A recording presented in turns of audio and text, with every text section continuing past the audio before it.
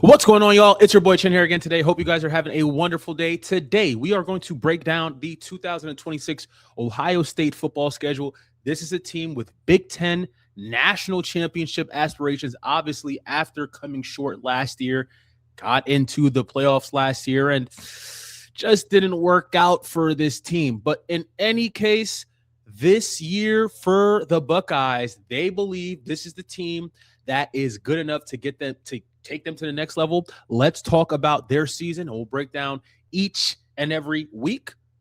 Let's go right in. First game of the season for Ohio State. They are playing Ball State, the Cardinals. Pretty sure that's going to be easy for them, an easy W. We move on to week 2 on the road at Texas in DKR Memorial Stadium. Austin, Texas is going to be an absolutely amazing atmosphere. We know Ohio State fans, they love to travel, and they will. But this game is different. And I think a lot of people are going to understand why this game is different. It's because these two teams are ranked literally 1A, 1B.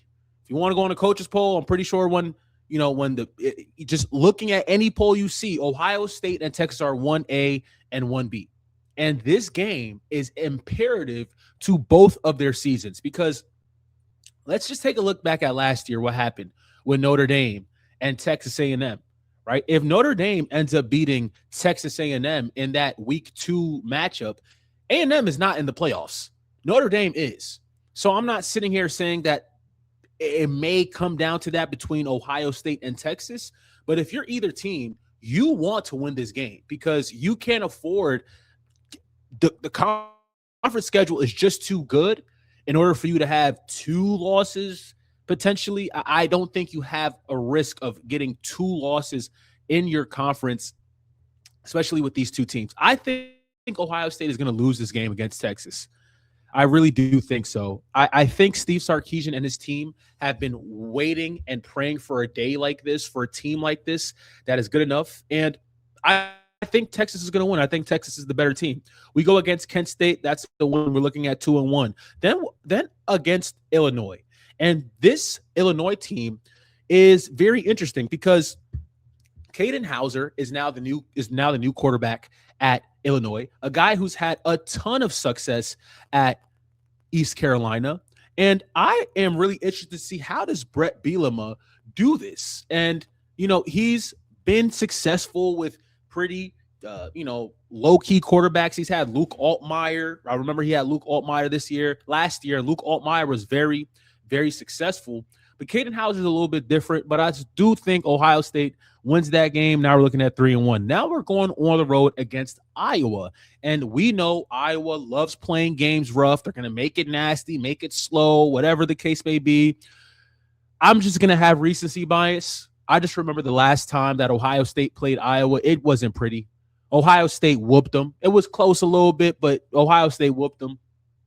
I think Ohio State wins this game. Maryland, Mike Locksley, a lot of questions around Mike Locksley. They brought him back again this year, but they also have a 5-star quarterback in Malik Washington. And Malik Washington has was turning some heads last year, but I don't think Malik Washington is ready for that. I think we're looking at 4-1, right? 1, 2, 3, 4, 5-1. We're looking at 5-1. Then we go into that hairy, you need to buckle up and buck down sort of games. We have that murderer's row, but there also is a bye week between Indiana and USC. So I think that works out really well for the Buckeyes. But if you are seriously looking within yourself, do we see a loss here? Do we see a loss at Indiana? Do we see a loss at USC? Or do we see a loss at home against Oregon? I think 3 of those teams are going to be extremely motivated to play Ohio State. Indiana at home, right? The Big Ten champions of last year. They've been, I don't want to say bullying the Big Ten, but they've looked like the team in the Big Ten to beat. Then USC, right? There's all these questions surrounding Lincoln Riley. Does he have a marquee win in the Big Ten? Can he get a marquee win? Everyone said the marquee win was when they beat Michigan last year. Well, yeah, you can count that, but we know when we talk about marquee wins. We talk about Ohio State. That's a marquee win when you beat Ohio State. That is a marquee win. And I don't know. I'm interested to see. But again, this Ohio State team is really good. If let's just call it, I'll be a devil's advocate, I think they lose one of those games. Let's just say lose one of those games. We're looking at a 5-2, 6-2, 7-2, whatever 2 team. And then we have to end the season, Northwestern at Nebraska versus Michigan. I would tread lightly in this game. I think this is a game where Ohio State comes out a little slow, right? Things happen, and then they get back into it. We look at the scoreboard. Ohio State won that game 42-21. That's how I feel. And then Michigan, I think they need to be careful. I think Michigan is really going to be improved this year under Kyle Whittingham. I really would believe to myself that Bryce Underwood is going to be a better quarterback than what he was last year due to the fact that there is finally a quarterback coach in Michigan. There is finally a quarterback coach in Ann Arbor. So I think a 10-2 is really feasible for me for Ohio State. And that gets you into playoffs. 10-2 in the Big Ten. You might not win the Big Ten conference championship, but 10-2 gets you into the playoffs, and you are going to be very competitive. You know why? Because you have arguably one of the best wide receiving cores in America. Chris Henry Jr., 5-star. Jeremiah Smith, dog. Brandon Ennis, dog. Kyle Parker coming in from LSU, dog. Devin McCune coming in from UTSA. These are all dogs. These are all dogs. And Julian saying, I think a lot of people wanted him to take that next step last year. They wanted him to be more aggressive. They want him to push the ball down the field. They just wanted to see more out of him. And I think they should see more out of him this year. They should see more out of him this year. They have Bo Jackson coming back. He needs to run the ball a little bit better. But I think the question for me is this defense. Because you lost Arvell Reese, you lost Caden McDonald, you lost Lorenzo Styles, Sonny Styles, excuse me. You lost Davison Igbinosun. You lost Caleb Downs. You lost a lot on this defense. And, they got James Smith from Alabama, Quay Rousseau. They were kind of like a hand-in-hand duo. Earl Little coming in from Florida State had a really good year last year. Terry Moore too as well. Cam Calhoun, he transferred in from Alabama too as well. So, you would hope that this defense plays better. Okay, Bo Atkinson also was a transfer last year. He came in from North Carolina.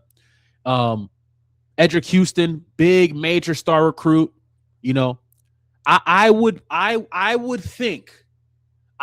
certainly think, and I could be wrong, that this might be the year that Ohio State's offense may need to be better than their defense. Just a tad. And I'm not taking anything away from Matt Patricia. I'm not taking away from him being a great coach. But, man, this defense from last year, I don't want to say it's night and day, but there is a drop-off. There is a drop-off. There's a drop-off from Earl Little to Caleb Downs. There's a drop-off, in the linebacker position. So, hey, it is really interesting. But, of course, Weapon X is still alive. Jeremiah Smith is one of, if not the best receiver in college football. He can do it all for you, 6'4", 6'5", whatever, 6'3", 220 pounds. And he's just a nightmare. 87 catches, 1,200 yards, 12 touchdowns last year for the Buckeyes. So there's a lot of questions around this Ohio State team, right? And also, there's a new face in town. Cortez Hankton is now the new receivers coach at Ohio State. This guy has coached some of the best receivers in all of college football. Okay, he's coached at LSU, he's coached at Georgia, and this guy has an impeccable track record. He knows how to recruit. He knows how to get the best out of his players. And when Ohio State lost their receivers coach last year, everyone was scared. What's going to happen? We still going to get the 5 stars? Is he going to take our players to Southern Florida? What's going to happen? And Ryan Day said, hey, just chill. I got it. I got this. And he hires Cortez Hankton to be the wide receivers coach. So, again, 10-2 to me for this season, for Ohio State this season, is very successful. I don't want anybody to think 10-2, oh, you suck. 10-2 gets you to the playoffs. And if you have 2 losses to Texas and Indiana, or Texas and Oregon, or Texas and USC, I don't know how you're not in the playoffs. You are 100% of the playoffs with 2 losses. But we'll see what happens. Really excited to see this Ohio State team. We'll see what happens. But that's what I think. Ohio State, 10-2, 11-1. We'll see what happens. Love you guys. God bless. Peace.